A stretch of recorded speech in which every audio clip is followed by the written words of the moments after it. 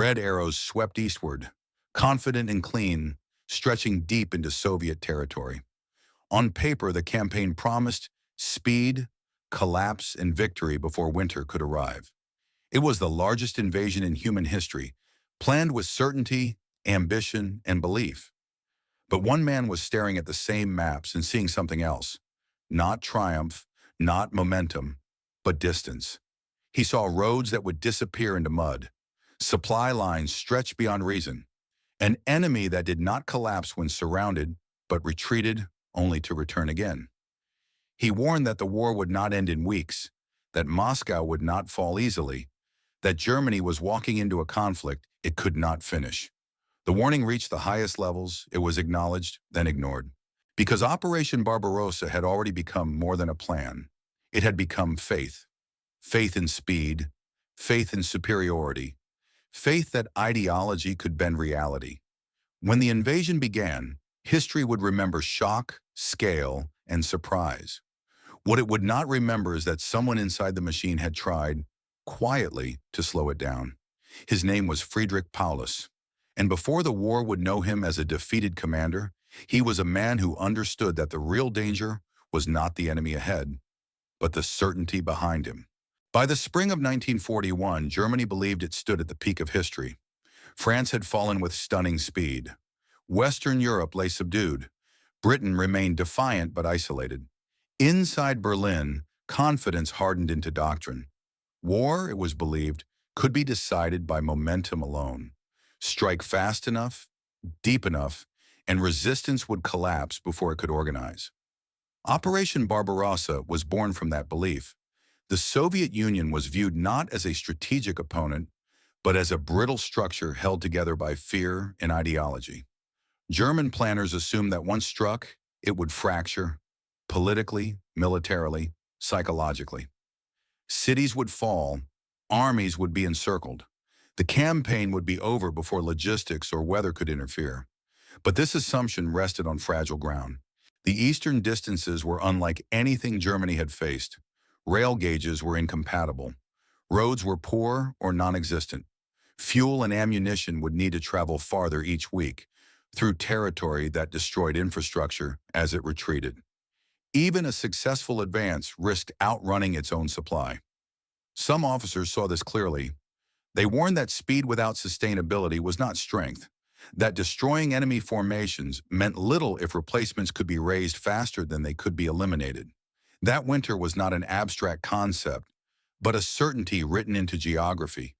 Most dangerously, they warned that ideology had replaced analysis. Barbarossa was not simply a military operation.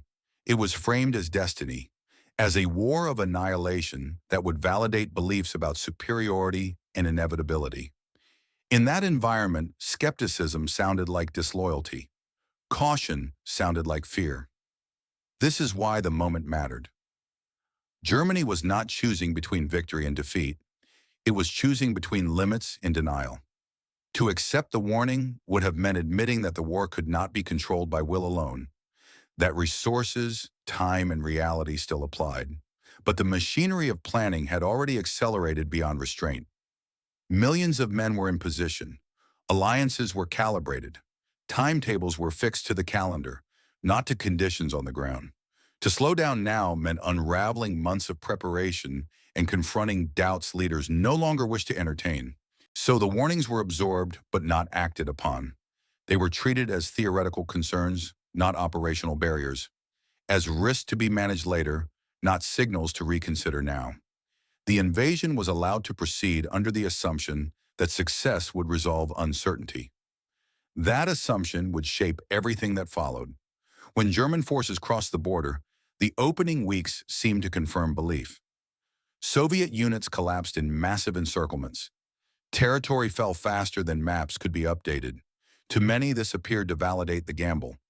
But beneath the surface, the warning was already becoming visible. Supply columns lagged. Equipment wore down faster than expected. The enemy did not disintegrate. It withdrew, reformed, and returned.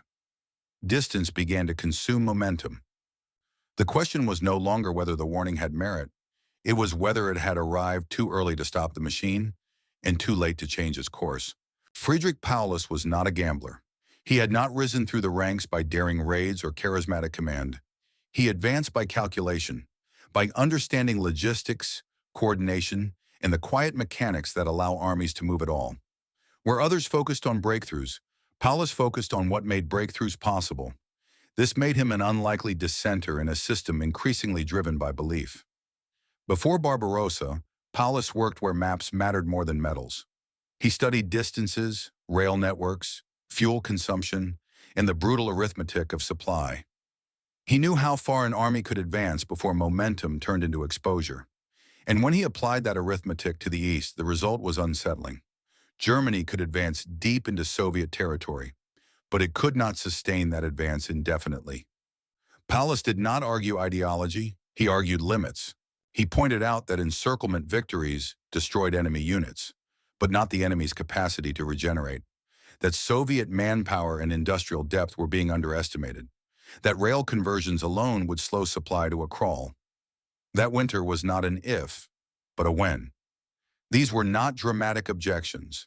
They were administrative ones, and that made them dangerous. In a leadership culture that celebrated boldness, Paulus's caution sounded like obstruction. His warnings did not challenge the goal of invasion. They challenged the assumption that it could be finished quickly. That distinction mattered little to leaders who believed speed itself was the solution. Paulus understood the risk of speaking. He was not confronting an open debate. He was pushing against momentum fueled by recent victories and reinforced by ideology.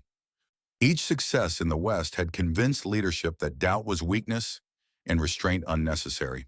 Yet Paulus persisted. He framed his concerns as planning adjustments, not opposition. He asked for contingencies, for realistic timetables, for recognition that the war might not end before winter and that Germany was not prepared for that reality. The response was polite and dismissive.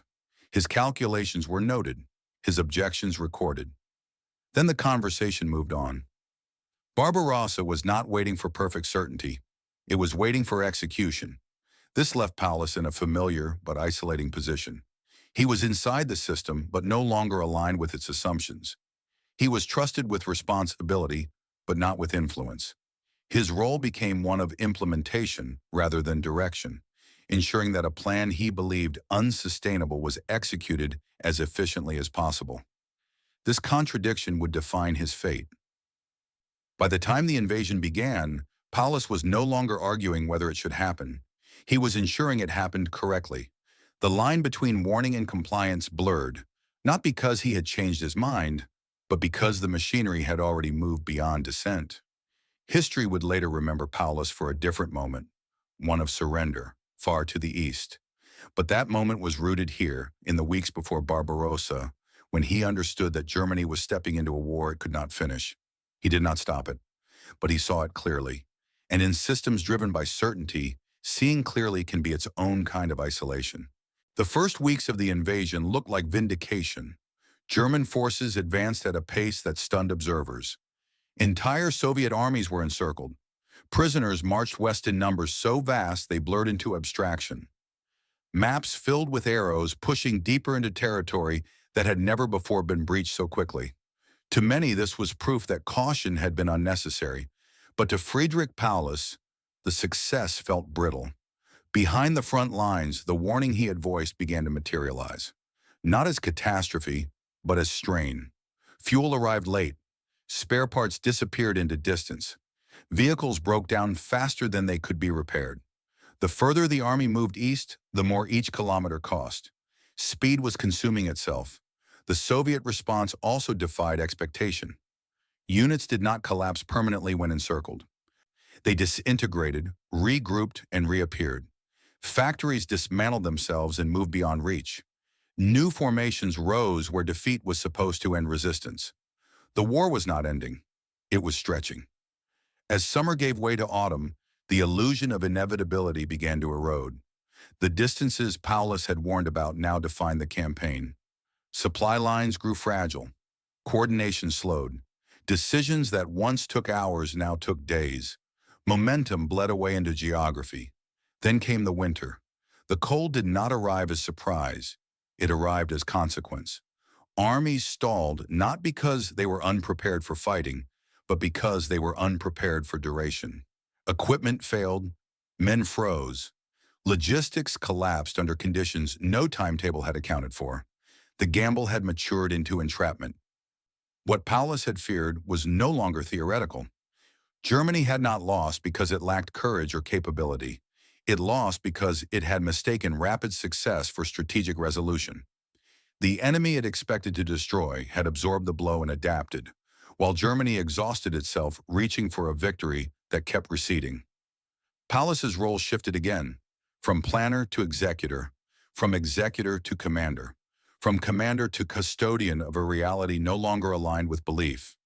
The decisions made before Barbarossa now dictated the limits of every choice afterward. Retreat meant surrendering gains paid for in blood.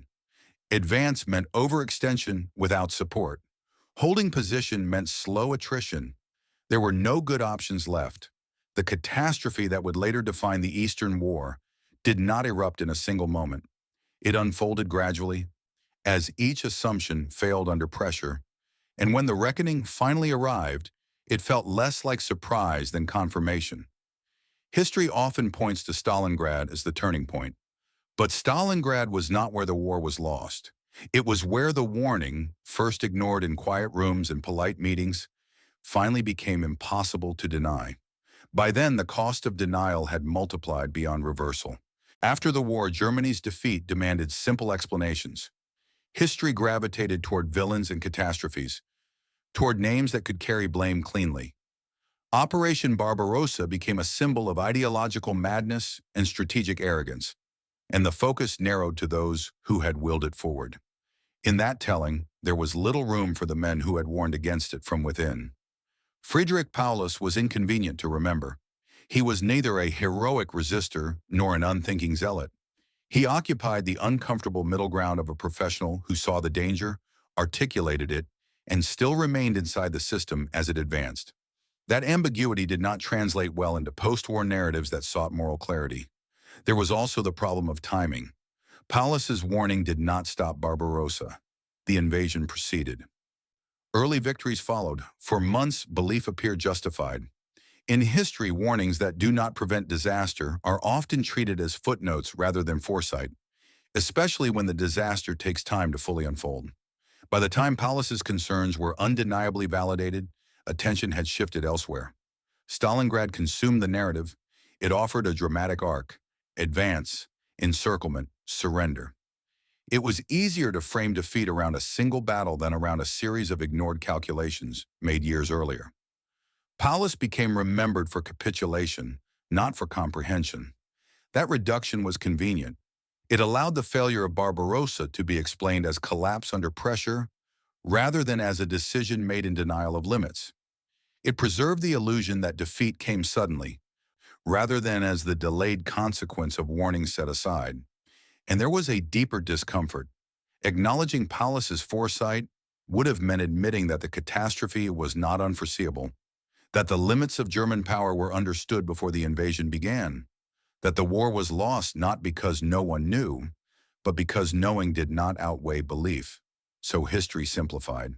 It remembered the gamble. It remembered the collapse. It forgot the moment when restraint was still possible. Operation Barbarossa teaches a lesson older than the war itself. That momentum can silence arithmetic. That belief can overpower evidence. And that the most dangerous plans are those that begin with certainty rather than limits. Friedrich Paulus did not fail to understand the Eastern War. He understood it too early. His warning was not dramatic. It offered no alternative triumph. It did not promise victory through different means. It simply insisted that time, distance, and reality would not bend to will. In systems built on conviction, that kind of warning is the hardest to accept. The tragedy of Barbarossa is not that Germany underestimated its enemy. It is that it overestimated its ability to end the war on its own terms. The campaign did not collapse because of winter alone, or because of a single battle, or because of one commander's failure. It collapsed because a decision made in confidence outran the conditions required to sustain it. Paulus's story matters because it reveals how disasters are often chosen long before they are experienced, in conference rooms, in planning documents, in moments when slowing down feels more dangerous than moving forward. History remembers the end of the road. It rarely remembers the moment someone pointed out where it led. Barbarossa did not fail because it was badly executed. It failed because it should never have been expected to finish. And the man who understood that, quietly, precisely, was not remembered as a voice of foresight, but as a figure standing at the end of a path he had once tried to warn others not to take. That is why this story belongs here. Not as an excuse, not as redemption, but as a reminder that history does not punish ignorance alone. Sometimes it punishes certainty,